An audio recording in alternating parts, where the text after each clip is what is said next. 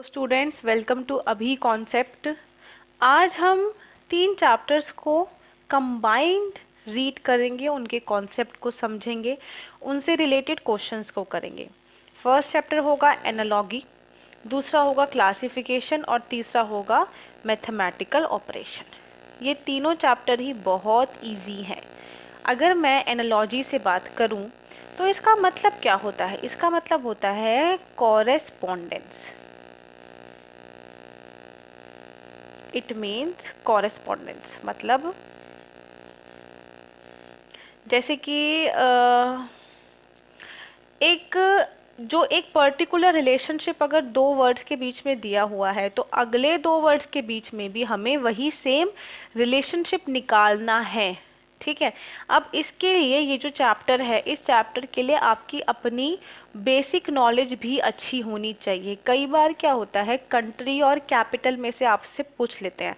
Suppose question दिया हुआ है Australia colon Canberra double colon Spain colon. ठीक है, अब ये जो डबल कॉलन है ये इन दो ग्रुप्स को डिफ्रेंशिएट कर रहा है। फर्स्ट ग्रुप ये है, दूसरा ग्रुप ये है। फर्स्ट ग्रुप में हमें ये देखना है कि ऑस्ट्रेलिया और कैनबेरा के बीच में रिलेशनशिप क्या है। तो we all know that Canberra is the capital of Australia. तो अब हमें, क्योंकि ऑस्ट्रेलिया की कैपिटल है कैनबरा, यहाँ पे हमें ढूंढना है कि यहाँ पे हमें क्या डालना है। तो स्पेन की जो भी कैपिटल है वो हमें इधर डालना होगा। स्पेन की कैपिटल है मैड्रिड। मैड्रिड, तो ये आपको आना चाहिए। ये आपकी जनरल नॉलेज के ऊपर बेस करता है। एनालॉजी के इवन क्लासिफिकेशन के भी बहुत सारे क्वेश्चंस ऐसे आएंगे जो कि आपकी अपनी जनरल नॉलेज के ऊपर बेस करेंगे। एनालॉजी के हम अगर नंबर वाले क्वेश्चंस देखेंगे तो नंबर वाले क्वेश्चंस उतने मुश्किल नहीं होंगे, या अगर हम अल्फ़ाबेट वाले देखेंगे कोडिंग डिकोडिंग टाइप तो वो भी उतने मुश्किल नहीं होंगे। लेकिन जो ये वाले क्वेश्चंस होंगे जहाँ पे आपकी जनरल नॉलेज टेस्ट होगी, वहाँ पे थोड़ा सा आपको ध्यान देना पड़ेगा। ठीक है, अब थोड़ी सी बात करते हैं क्लासिफिकेशन चैप्टर की।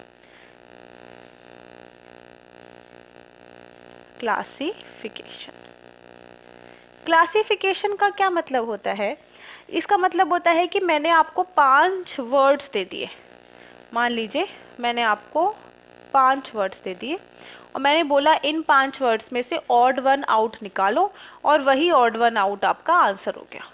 ठीक है, तो अगेन यहाँ पे भी कई सारे क्वेश्चंस ऐसे आएंगे जहाँ पे आपकी जनरल नॉलेज मैटर करेगी। कई सारे क्वेश्चंस नंबर के ऊपर बेस्ड आएंगे तो वहाँ पे आपको नंबर के ऑपरेशंस लगाने पड़ेंगे, प्लस माइनस मल्टीप्लाई स्क्वायर, उस तरीके से आंसर निकालना पड़ेगा। और जो मैच नहीं करेगा या मैच करेगा वो आपका आंसर होगा। ठीक है, जैसे अगर मैं जनरल नॉलेज के ऊपर बात करती हूँ तो हमारा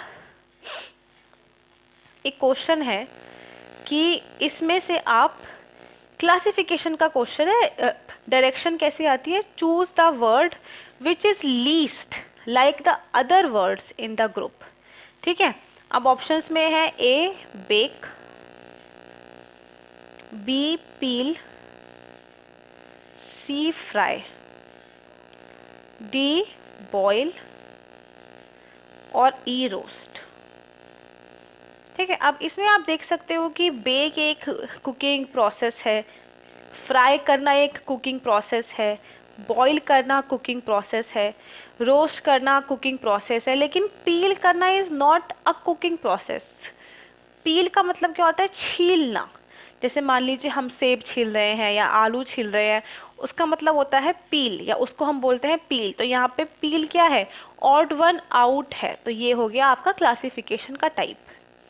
ठीक है, अब अगर मैं बात करती हूँ मैथमेटिकल ऑपरेशंस की, तो इसमें थोड़ा सा आपको समझने वाली चीज़ है। मैथमेटिकल ऑपरेशंस या मैथमेटिकल ऑपरेटर्स, मैथमेटिकल ऑपरेशंस कौन कौन से ऑपरेशंस होते हैं हमारे? हमारे जो बिल्कुल बेसिक ऑपरेशंस होते हैं वो होते हैं डिवाइड, या तो मल्टीप्लाई, या एडिशन या माइनस। ठीक है, ये बिल्कुल बेसिक ऑपरेशंस होते हैं। अब इस मैथमेटिकल ऑपरेशंस में आपका जो मेन फैक्टर काम करेगा वो होगा बोर्ड मास। बोर्ड मास, जब भी कोई इक्वेशन आएगी मैथमेटिकल इक्वेशन, उसको सॉल्व करने के लिए आपको बोर्ड मास यूज़ करना होगा।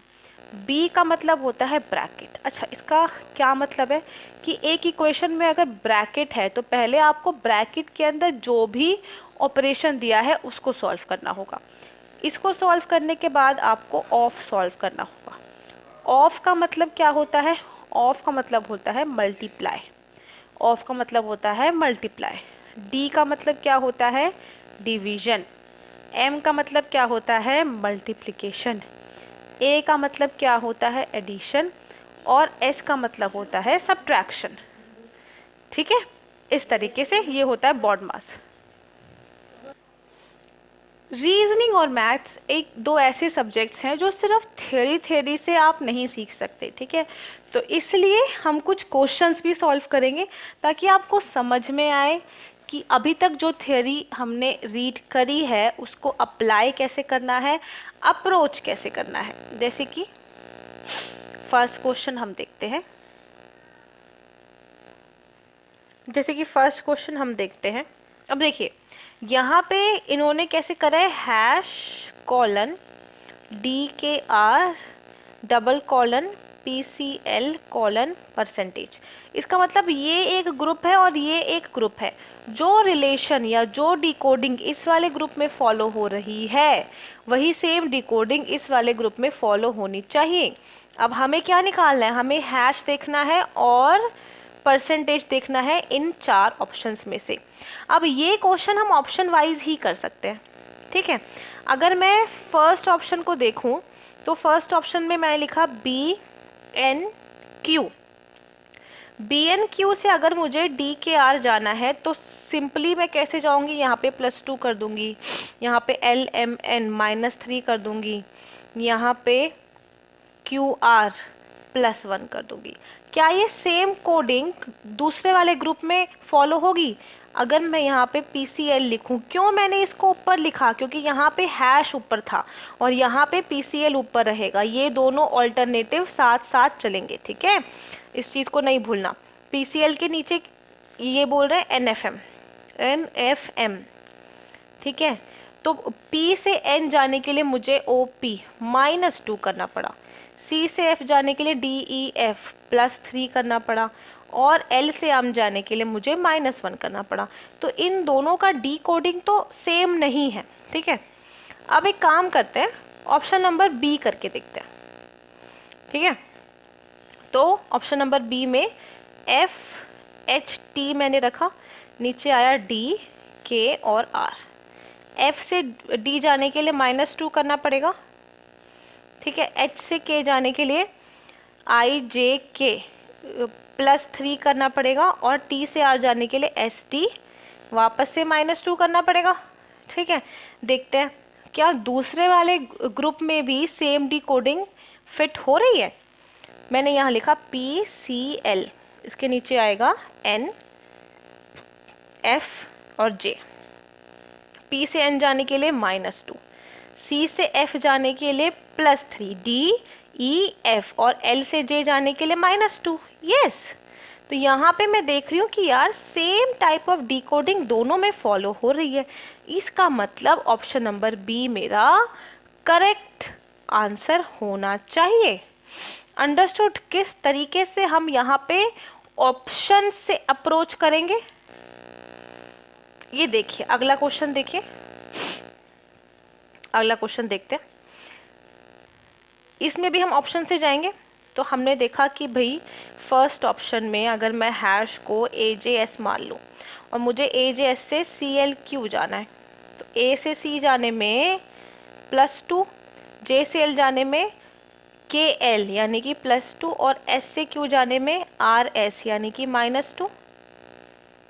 ठीक है, अब अगला है ND और K। NDK से MAM जाना है। ठीक है, n से m जाने में मुझे -1 करना पड़ा, लग तो नहीं रहा कि ये सेम जाएगा।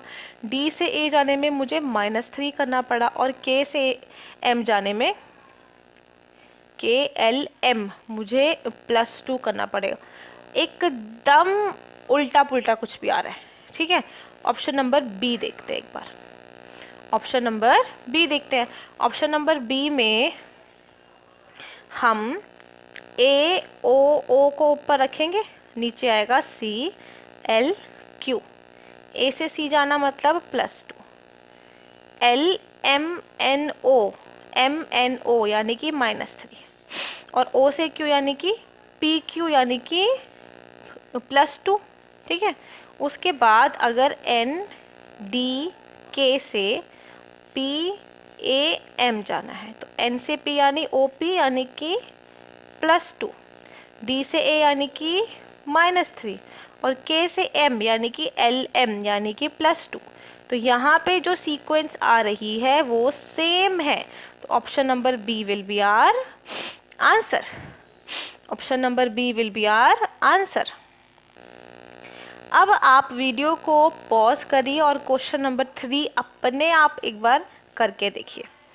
जैसे कि पॉज करिए, अपने आप करिए, उसके बाद रिज्यूम करिए और देखिए कि आपका आंसर, आपका अप्रोच सब ठीक आ रहा है, सेम आ रहा है। तब तक मैं इसको यहाँ पे सॉल्व करती हूँ। इसमें भी हम लोग ऑप्शन वाइज जाएंगे। ऑप्शन नंबर ए देख लेते हैं। HQC से KN और F, ठीक है। H से K जाना IJK यानी कि +3, Q से N जाना OPQ यानी कि -3, C से F जाना DEF यानी कि +3, QCV से NFS, Q से N OPQ -3। यहाँ पे स्टार्टिंग में ही गलत आ गया है तो आगे निकाल के कोई फ़ायदा नहीं है। ऑप्शन नंबर ए को एलिमिनेट करिए, ऑप्शन नंबर बी पे जाइए सीधा। IPD KNF JK यानी कि +2, OP यानी कि -2, EF यानी कि +2, ठीक है। अब उसके बाद QCV OET Q से O PQ यानी कि -2। इसको भी आगे करने का कोई फ़ायदा नहीं है, यहाँ पे +2 आ रहा है स्टार्टिंग में, यहाँ पे -2 आ रहा है। ऑप्शन नंबर बी भी हमने एलिमिनेट कर दिया। Also eliminated question number option number B, ठीक है। अब देखते हैं HPD से KNF IJK यानी कि +3, ये है D, ये P है ना, हाँ। OP यानी कि -2, EF यानी कि +2, ठीक है। अब QCV से NFS OPQ यानी कि -3। अब वापस से ये उल्टा ही आ रहा है तो इसको लेके चल के कोई भी फ़ायदा नहीं है, तो सीधा ऑप्शन नंबर डी देखते हैं। वैसे तो अगर चारों में से 3 ऑप्शन गलत हैं तो ऑब्वियसली लास्ट वाला ऑप्शन ठीक होगा, लेकिन स्टिल हम एक बार उसको करके देख लेते हैं। MLH से KNF, ठीक है। NLM यानी कि -2, MN यानी कि +2, GH यानी कि -2, ठीक है। अब उसके बाद QCV से OET PQ यानी कि -2, अभी तक तो ठीक जा रहा है। C से E यानी कि एडिशन 2, और V से T यानी कि -2।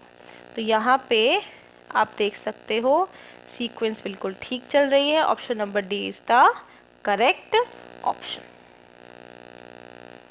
फोर्थ देखते हैं, इसमें भी ऑप्शन वाइज चलेंगे, ठीक है। Again I am saying the same thing. Video को पॉज करिए, क्वेश्चन को सॉल्व करके देखिए, आंसर उसके बाद मैच करिएगा, ठीक है।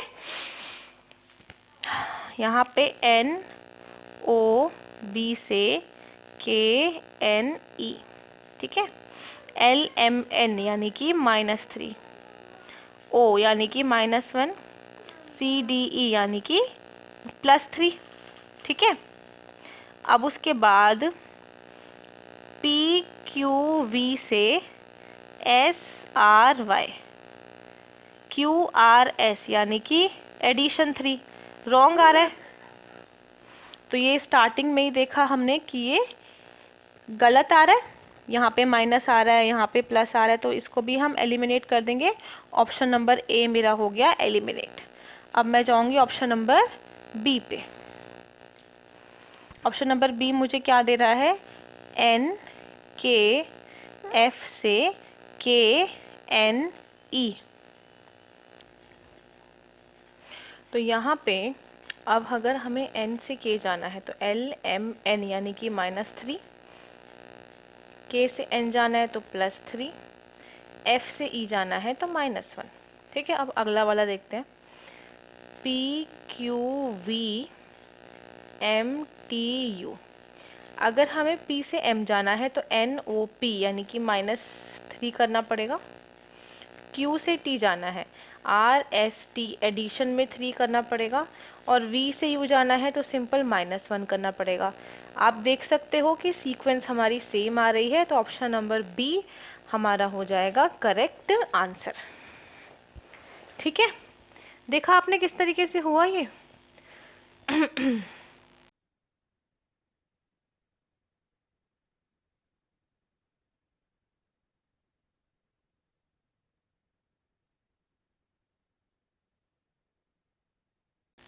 आगे चलते हैं। अब यहाँ पे ये आ गया हमारा नंबर एनालॉजी। ठीक है, नंबर एनालॉजी। अब हमें नंबर्स के हिसाब से चलना है, मतलब इसने हमें ये 2 सेट्स दे दिए। ये जो 2 सेट्स हैं ये सेम सीक्वेंस को फॉलो कर रहे हैं, they are following the same sequence. इन्हीं दोनों सीक्वेंस को अंडरस्टैंड करना है, डिकोड करना है, और उसी के बेसिस पे हमें आंसर देना है। चलिए देखते हैं। अब हमारी जो फर्स्ट सीक्वेंस है वो है 36, 99 और 106। अब मुझे ये बताइए कि 36 से 99 जाने का क्या तरीका है। जो सबसे इजी तरीका है वो ये हो सकता है कि मैं पहले इसको 3 से मल्टीप्लाई कर लूँ।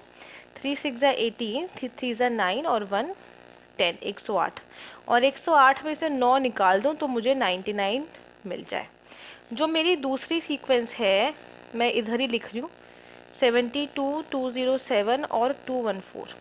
मैं एक बार चेक कर लूँगी कि दूसरी सीक्वेंस में फर्स्ट नंबर से सेकंड नंबर जाने में भी सेम थियरी या सेम कोडिंग लग रही है। अगर मैं 72 को 3 से मल्टीप्लाई करूं तो मुझे मिलेगा 3 2 ज़ा 6 और 3 7 ज़ा 21। 216 में से अगर मैं 9 निकालती हूँ तो मुझे 207 मिल तो रहा है। हाँ, मैं जा तो ठीक रही हूँ। अब अगर मुझे 99 से 106 जाना है तो मैं सिंपली इसमें 7 ऐड कर सकती हूँ। क्या सिंपली 7 ऐड करके दूसरी सीक्वेंस में भी आंसर आ रहा है? यस, आ रहा है। ठीक है, तो ये मेरा हो गया डी कोडिंग, या फिर ये मेरा हो गया कि इस तरीके से मैंने अपना डी कोड कर लिया कि अब मुझे कौन सा कोड अप्लाई करना है। अब अगर हम इसमें ऑप्शंस के हिसाब से चलें तो ऑप्शन नंबर ए आपको दिख रहा है, इट इज़ 64। मैं आपके लिए यहाँ पे लिख भी देती हूँ, 64, 193 और 200। 64 से 193, अगर मैं 64 इंटू 3 करती हूँ, 3 4 ज़ा 12, 3 6 ज़ा 18 और 119। 192 माइनस 9 करने पे मुझे 183 मिल रहा है, ना कि 193। तो ऑप्शन नंबर ए मेरा एलिमिनेट हो गया। अब मैं देखूंगी ऑप्शन नंबर बी को। ऑप्शन नंबर बी क्या बोल रहा है, 48, 125 और 164। 48 से 125, तो अगर मैं 48 इंटू 3 करूँ, 3 8 ज़ा 24, 3 4 ज़ा 12 और 2 14। 144 माइनस 9 मुझे दे रहा है 135, और मेरे को चाहिए था 125। ये दोनों मैच नहीं कर रहे हैं, option number B is also eliminated. अब अगर ऑप्शन नंबर सी मैं देखूं, आई डोंट नो आपको विजिबल है या नहीं है, मैं यहाँ पे लिख देती हूँ। ऑप्शन नंबर सी है 24, 63 और 70। ठीक है, तो 24 इंटू 3 अगर मैंने किया, 3 4 ज़ा 12, 3 2 ज़ा 6 1 7, 72 माइनस 9 63। हाँ, आ तो रहा है। और क्या 63 में 7 ऐड करके 70 आएगा? यस। तो ऑप्शन नंबर सी मेरा हो गया करेक्ट। अच्छा, ये हमें 5 से लेके 9 तक क्वेश्चंस इसी तरीके से करने हैं। ठीक है, ये क्वेश्चन नंबर 1 नहीं था, 5 था। अगला क्वेश्चन आएगा क्वेश्चन नंबर 6। ठीक है, ये 2 सेट्स दिए हैं, इनको हमें डिकोड करना है और उसके बाद वही सेम कोड हमें अगले क्वेश्चंस में लगाना है। ठीक है, अब 56 से 121 और 242। ठीक है, 56 से 121 जाने के लिए मैं क्या कर सकती हूँ? या तो मैं इंटू 2 कर सकती हूँ, 2 6 ज़ा 12, 2 5 ज़ा 10, 1 11। या अगर मैं इसको सिंपल रखूँ, देखिए यहाँ पे क्या कोड लग रहा है, यहाँ पे इन्होंने ऐड कर दिया है 65 को। 65 56 का उल्टा हो गया, मतलब 56 प्लस 65 ये आपको दे रहा है 121। ठीक है, और 121 इंटू 2, 121 इंटू 2 आपको क्या दे रहा है? या तो आप इंटू 2 करो, या इसमें आप एक काम करो, अगर यहाँ पे इन्होंने इसको उल्टा लिया है ना, तो इन्होंने इसको भी उल्टा ही लिया होगा। जैसे कि 1 to 1 को अगर मैं ऑपोजिट लिखूँ तो मेरा 1 to 1 ही आएगा, ऐड करके 242। ठीक है, एक बार देखते हैं क्या अगले वाले में भी यही सेम सीक्वेंस यूज़ करी है इन्होंने। अगला है हमारा 78, 165 और 726। 78 से 165 जाने के लिए मुझे 87 ऐड करना पड़ेगा। आप देख सकते हो कि 87 78 का ऑपोजिट है, और 165 से 726 जाने के लिए मुझे इसका ऑपोजिट यानी कि 561 ऐड करना पड़ेगा, तब जाके 726 आ जाएगा। ठीक है, तो हमने जो सीक्वेंस निकाली वो बिल्कुल ठीक थी। अब इसके ऑप्शंस को देखते हैं। ऑप्शन नंबर ए है 28, 110, 220। क्या 28 में अगर मैं 82 ऐड करूँ तो मुझे क्या मिलेगा? 2 और 8 10, 2 और 8 10 1 11। हाँ ठीक है, 82 ऐड करने पे 110 मिल रहा है। ठीक है, अब 110 में क्या ऐड करना पड़ेगा? इसका उल्टा, यानी कि 011। 110 में 011 ऐड करने पे आएगा 121, which is not equal to 220। तो ऑप्शन नंबर ए हो गया मेरा एलिमिनेट और इनकरेक्ट।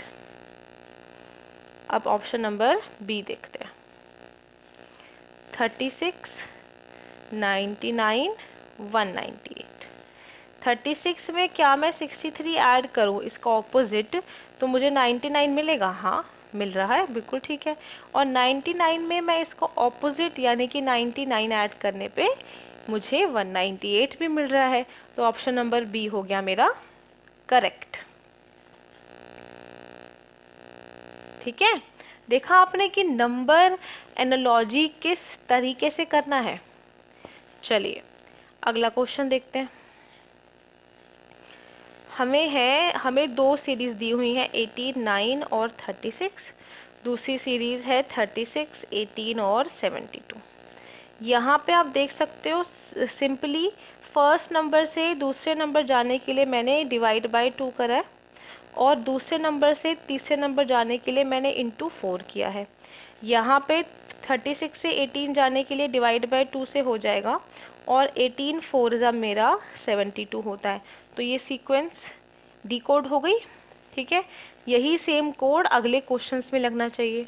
ऑप्शन नंबर ए से स्टार्ट करते हैं, देखते हैं कि ऑप्शन नंबर ए में ये कोड लग रहा है। ऑप्शन नंबर ए है 32, 16, 64। 32 से 16 जाने में डिवाइड बाय 2, हाँ ठीक है। 16 से 64 जाने में इंटू 4, तो ये तो लग रहा है। फर्स्ट ऑप्शन ही ठीक आ गया, तो option number A is correct. ठीक है, चलिए क्वेश्चन नंबर 8 एक बार देखते हैं। क्वेश्चन नंबर 8 में हमारे पास दो सीरीज दी हुई हैं अगेन, 59, 118, 236 और यहाँ पे है 64, 128 और 256। ठीक है, 59 से 118 जाने के लिए मैं अगर सिंपली 2 करूँ तो आ जाएगा, और 118 से 236 जाने के लिए मेरे को सिंपली 2 करना है इनटू। सेम चीज़ क्या नीचे वाली सीरीज़ में अप्लाई हो रही है? क्या मैं 64 में इनटू 2 अगर करती हूँ तो मुझे 128 मिल रहा है? हाँ। और अगर 128 में इनटू 2 करती हूँ तो क्या 256 मिल रहा है? हाँ। तो यही सेम कोड या यही सेम डिकोड हम देखेंगे कि कौन से ऑप्शन में लग रहा है। चलिए अब ऑप्शन नंबर ए से स्टार्ट करते हैं।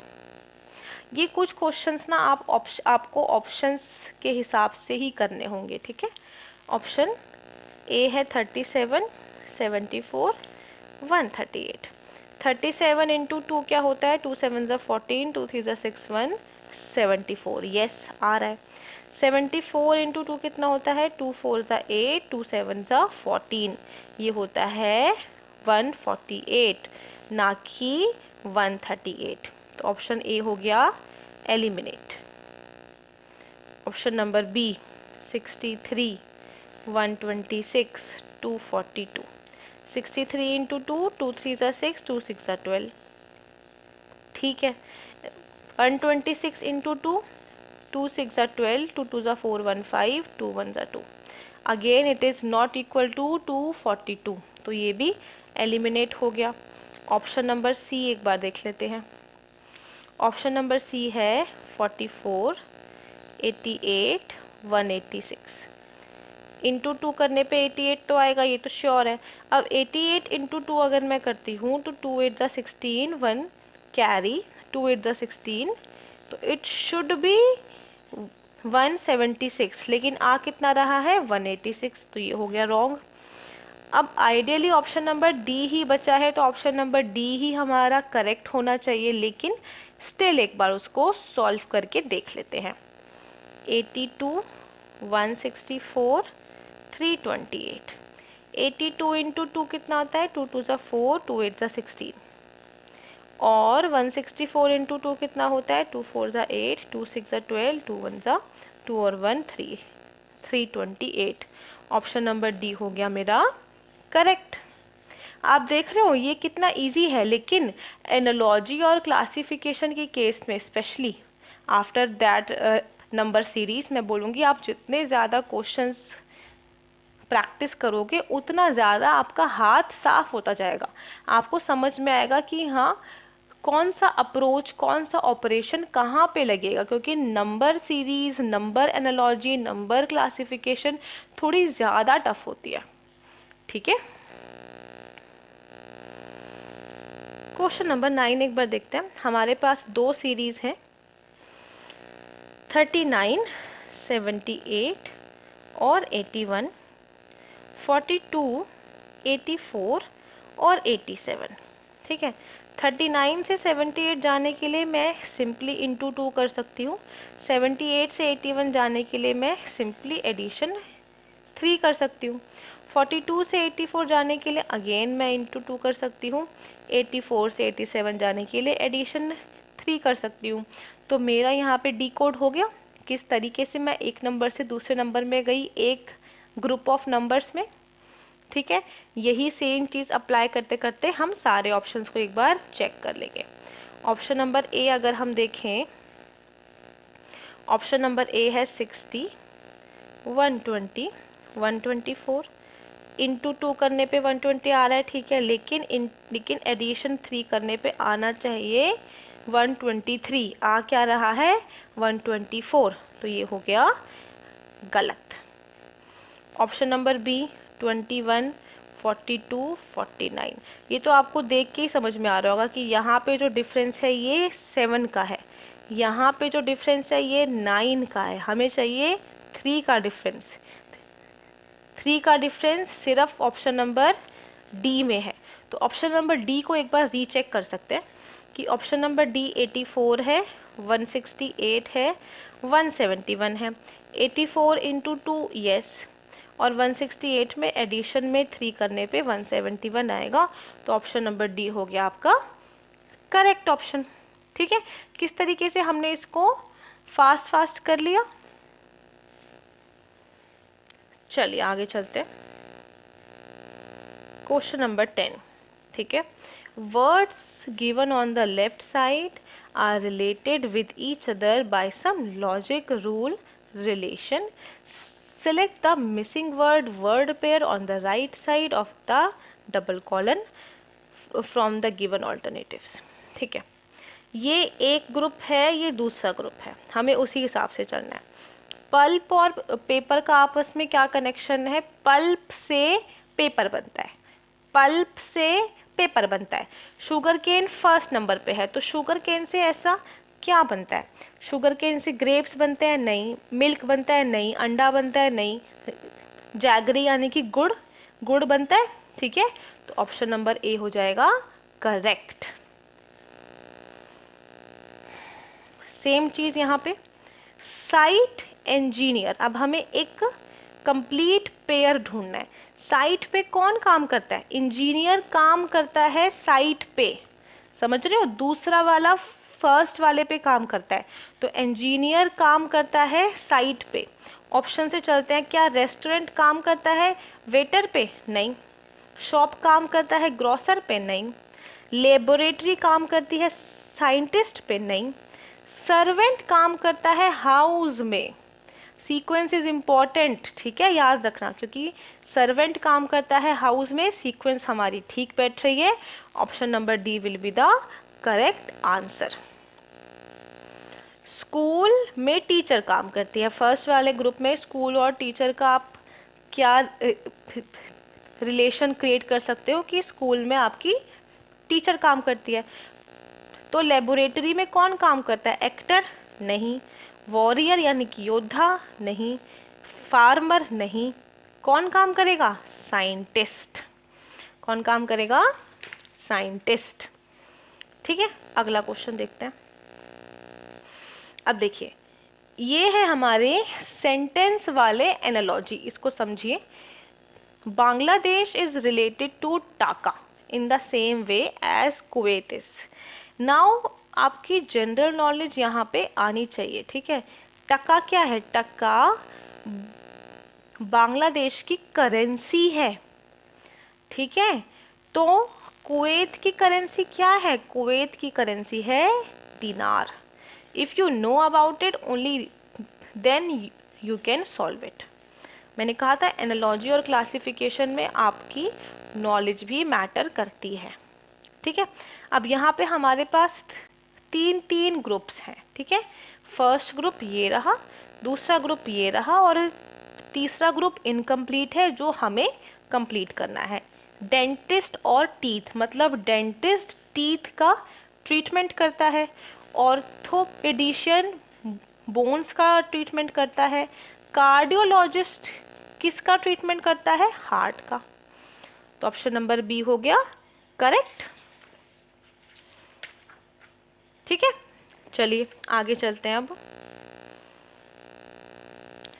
select the option that is related to the number cluster in the same way as the second number cluster is related to the first number cluster and so on। ठीक है, यहाँ पे ये एक group है, ये एक ग्रुप है और ये एक ग्रुप है। हमें इन दो ग्रुप्स को यूज़ करके रिलेशनशिप निकालना है और वही सेम रिलेशनशिप इसके अंदर अप्लाई करके इसका फर्स्ट नंबर निकालना है। ठीक है, दो कंप्लीट जो हमारे पास ग्रुप्स हैं उनको हम यहाँ पे लिख लेते हैं। अब यहाँ पे हम ये देख सकते हैं कि अगर मैं 123 में 4 मल्टीप्लाई करूँ तो मुझे 492 मिलेगा, और सेम अगर मैं 32 को 4 से मल्टीप्लाई करूं तो मुझे 128 मिलेगा। तो मुझे एक ऐसा नंबर चाहिए जिसको 4 से मल्टीप्लाई करने पे 312 मिलता है। तो सिंपल मैं 312 को 4 से करूँगी डिवाइड, 4 7 ज़ा 28, 32, 4 8 ज़ा 32, तो मेरा आंसर आ गया 78। मेरा आंसर कितना आ गया? 78। अंडरस्टूड? चलिए आगे चलते हैं।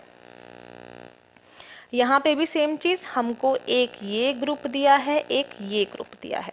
इन दोनों ग्रुप्स के बेसिस पे हमें फर्स्ट वाले ग्रुप को कंप्लीट करना है। इनको एक बार लिख लेते हैं। फर्स्ट ग्रुप है 9, 169, ये है 12, 256। ठीक है, अब ये 169 और 256 ना, मुझे दिख रहा है कि ये दोनों है तो स्क्वायर। 169 है 13 का स्क्वायर, 256 है 16 का स्क्वायर, और 9 से 13 जाने में मैंने +4 किया, और 12 से 16 जाने में भी मैंने +4 किया। तो मेरे को समझ तो आ गया कि इन्होंने क्या अप्लाई किया। तो मतलब 225 है तो 15 का स्क्वायर, और कौन से नंबर में मैं 4 ऐड करूँगी कि मैं 15 पे आ जाऊँगी? That will be 11। So my answer will be B11। चलिए आगे चलते हैं, क्वेश्चन नंबर 17 देखते हैं। यहाँ पे हमारे पास 3 ग्रुप्स हैं जिसमें से बीच वाला ग्रुप इनकम्प्लीट है। ठीक है, इन 2 ग्रुप्स के बेसिस पे हमें बीच वाले ग्रुप को कंप्लीट करना है। ठीक है, तो इनको एक बार लिख लेते हैं। जैसे 16, 263, 22, 4, 91। ठीक है, अब इसको हम कैसे कर सकते हैं? 16 से 263 जाने का सबसे इजी तरीका क्या है कि पहले मैं 16 का स्क्वायर निकालूं जो है 256, फिर उसमें 7 ऐड कर दूं। 22 से 491 जाने का क्या तरीका है कि पहले मैं 22 का स्क्वायर निकालूं जो कि होगा 484, और इसमें कितना ऐड करने पे 491 आएगा? 7 ऐड करने पे। तो मेरे को ट्रिक तो चल गई पता, डी कोड तो हो गया। अब ये चीज़ मुझे 18 के साथ करनी है, यानी पहले मुझे 18 का स्क्वायर निकालना है, दैट इज़ 324। अब इस 324 में मुझे 7 ऐड कर देना है, दैट विल बी 331। तो ऑप्शन नंबर सी हो जाएगा मेरा करेक्ट। ठीक है, ठीक है, चलिए आगे चलते हैं। अब हम करेंगे मैथमेटिकल ऑपरेशंस के क्वेश्चंस को सॉल्व। अब यहाँ पे क्या है, पहले हम अगर इक्वेशन को लिखें तो इक्वेशन है हमारे पास 91 एडिशन 13 -8 इंटू 37 डिवाइड बाय 44। इसको हमें सॉल्व करना है। सॉल्व करने से पहले देखिए कि यहाँ पे प्लस का मतलब है डिवाइड, मतलब जहाँ पे प्लस है वहाँ आएगा डिवाइड, 91 डिवाइड बाय 13। माइनस का मतलब है मल्टीप्लाई, तो 13 के बाद है माइनस, यहाँ आएगा मल्टीप्लाई 8। मल्टीप्लाई का मतलब है माइनस, तो यहाँ पे हो जाएगा -37, और डिवाइड का मतलब है एडिशन, तो ये हो जाएगा एडिशन 44। ठीक है, अब यहाँ पे हम क्या लगाएंगे? यहाँ पे लगाएंगे हम डी मास। डी मास मतलब पहले करेंगे division. 91 divide by 13 will be 7 into 8 minus 37 addition 44। Division हो गया, अब करेंगे मल्टीप्लिकेशन। 7 8 सा 56 माइनस 37 प्लस 44। ऊपर वाली इक्वेशन हटा रही हूँ because I need more space. अब करेंगे हम एडिशन। एडिशन में ये वाला नंबर और ये वाला नंबर, इनको हम ऐड करेंगे तो ये हो जाएगा आपका 100 माइनस 37। 100 में से 37 आपका जाएगा तो ये बचेगा आपका 63। तो योर आंसर विल बी 63। देखा किस तरीके से हमने इसको सॉल्व किया, स्टेप बाय स्टेप। अगर आप डी मास को फॉलो नहीं करोगे ना तो आपका आंसर सेम नहीं आएगा। आपका आंसर करेक्ट नहीं आएगा, रॉन्ग आंसर आएगा। तो इसलिए डी मास को फॉलो करना बहुत ज़रूरी है। On interchanging the two given numbers which of the following equation will be correct. हमें दोनों इक्वेशंस में 7 और 8 को इंटरचेंज करना है और देखना है कि क्या हमारी इक्वेशन करेक्ट आ रही है। फर्स्ट वाली इक्वेशन में अगर मैं 7 और 8 को इंटरचेंज करती हूँ तो मेरी इक्वेशन कुछ ऐसी दिखेगी, 5 × 8 एडिशन 6 डिवाइड बाई 2 माइनस में 7 and it should be equal to 36। ठीक है, यहाँ पे मैं क्या लगाऊंगी, डी मास। डी मास में क्या है, पहले डिवाइड, तो 6 डिवाइड बाई 2 करेंगे, 5 × 8 एडिशन 3 माइनस में 7 डिवाइड हो गया, आप करेंगे मल्टीप्लाई, 5 × 8 हो गया 40 एडिशन में 3 माइनस में 7, अब करेंगे एडिशन, ये हो गया 43 माइनस में 7, अब करेंगे सब्ट्रैक्शन, ये आपका आ गया 36। तो हमारी फर्स्ट इक्वेशन तो इंटरचेंज करने के बाद ठीक आ रही है ना। अब एक बार सेकेंड इक्वेशन को भी चेक कर लेते हैं। सेकेंड इक्वेशन इंटरचेंज करने के बाद, सेकेंड इक्वेशन 7 और 8 को इंटरचेंज करने के बाद कुछ ऐसी दिखेगी, 7 एडिशन 3 × 8 माइनस 5 डिवाइड बाई 1। यहाँ पे क्या लगाएंगे, डी मास। पहले क्या आएगा, डिवाइड, तो 7 addition 3 × 8 minus 5 divide by 1 is 5, अब लगाएंगे मल्टीप्लाई, 7 एडिशन 24 माइनस 5, अब लगाएंगे एडिशन, इन दोनों को ऐड करेंगे, फिर बिकम 31 माइनस 5, अब लगाएंगे subtraction, it will become 26।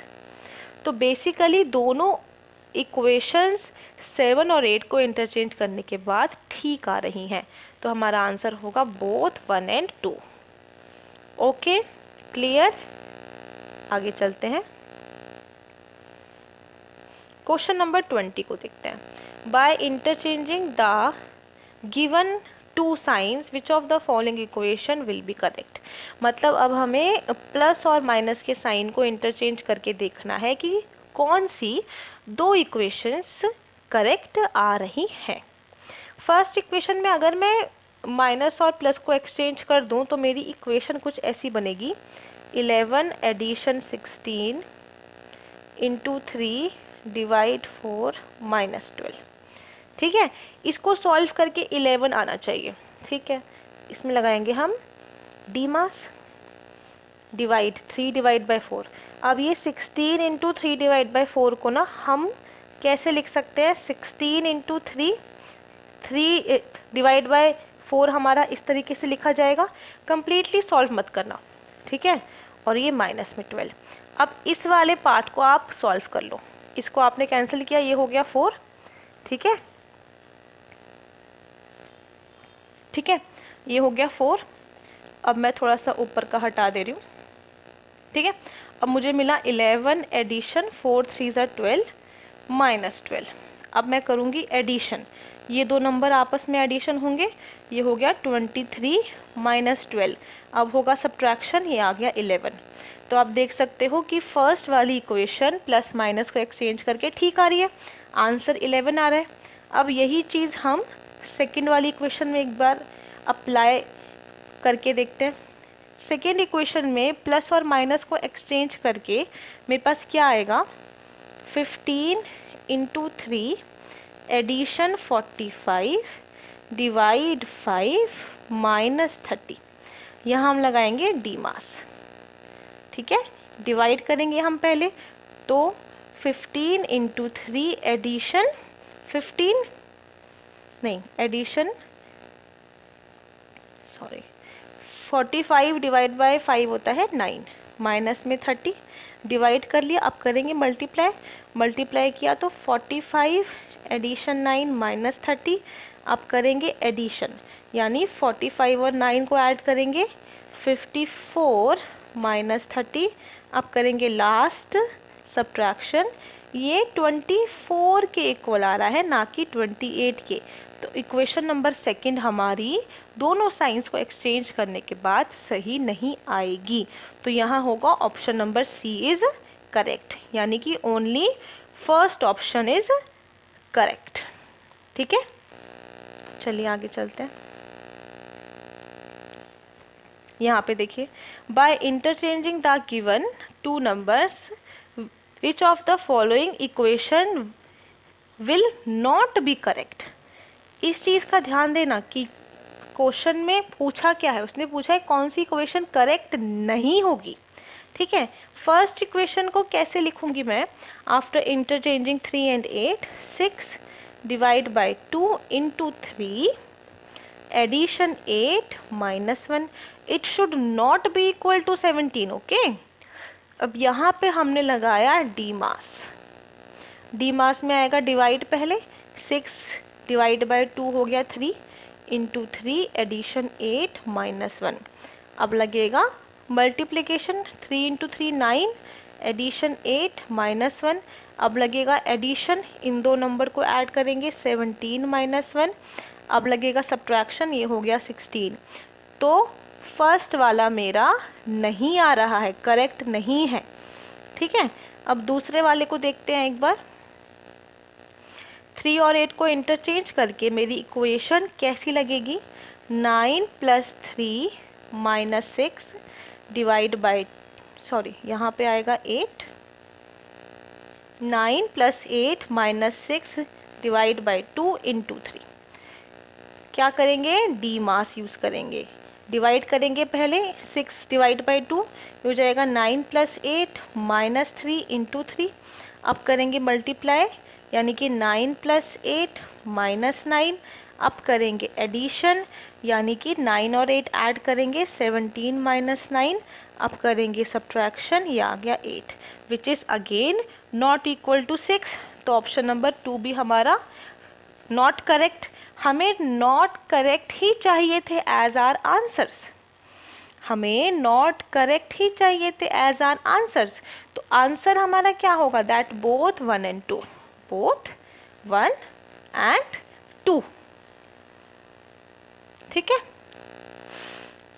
Question number 22 देखते हैं। Which two numbers should be interchanged to make the given equation correct.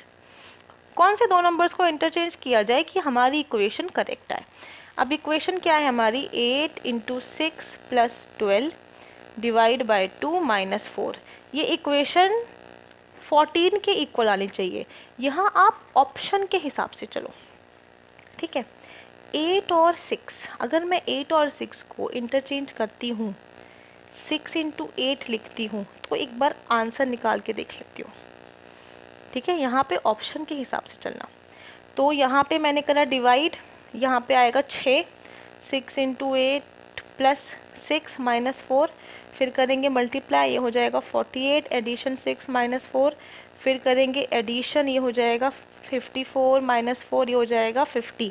तो ये 14 के इक्वल नहीं आ रहा है, ऑप्शन नंबर ए हो गया आपका इनकरेक्ट।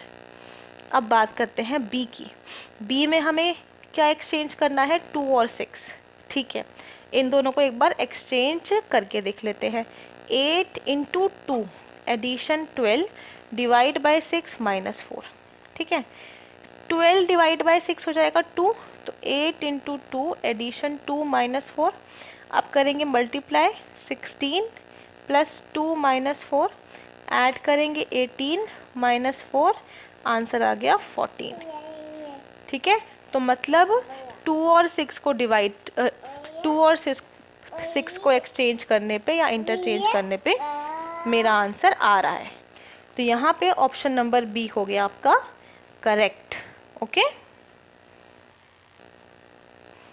चलिए आगे चलते हैं। क्वेश्चन नंबर 23 देखते हैं। After interchanging the given two numbers, कौन कौन से, 4 और 6, what will be the values of expression first and second. अब हमें यहाँ पे वैल्यू निकालनी है।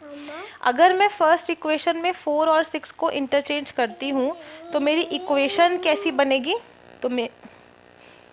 तो मेरी इक्वेशन बनेगी 8 minus 6 into 3 plus 4 divide by 2।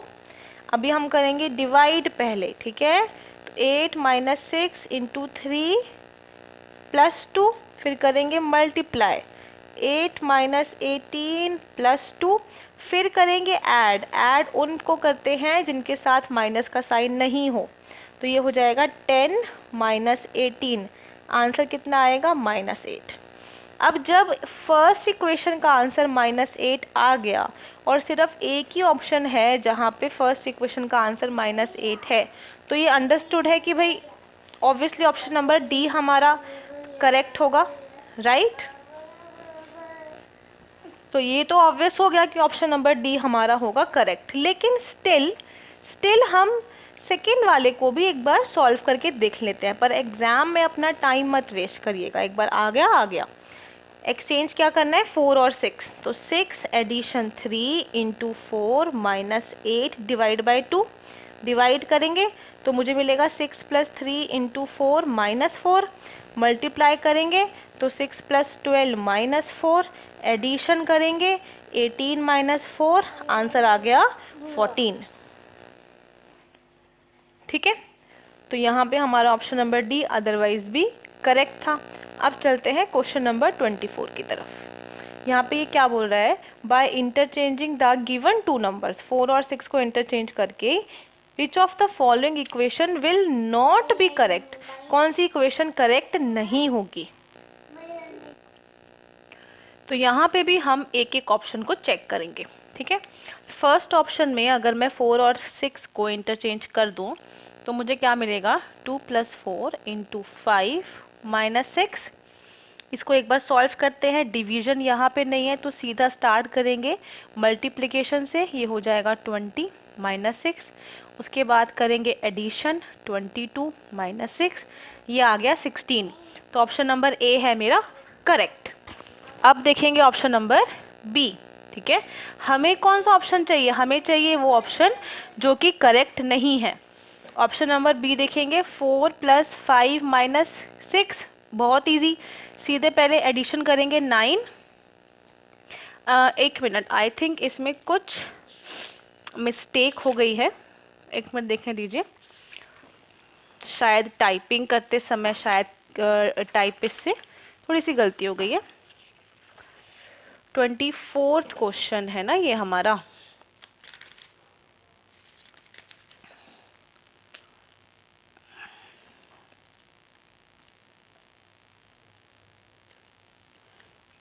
नहीं ठीक है ये क्वेश्चन, ठीक है। यहाँ पे हम पहले इनको इंटरचेंज कर देंगे, ये हो जाएगा 6 + 5 माइनस में 4, ऐड किया 11 - 4, ये हो गया आपका 7।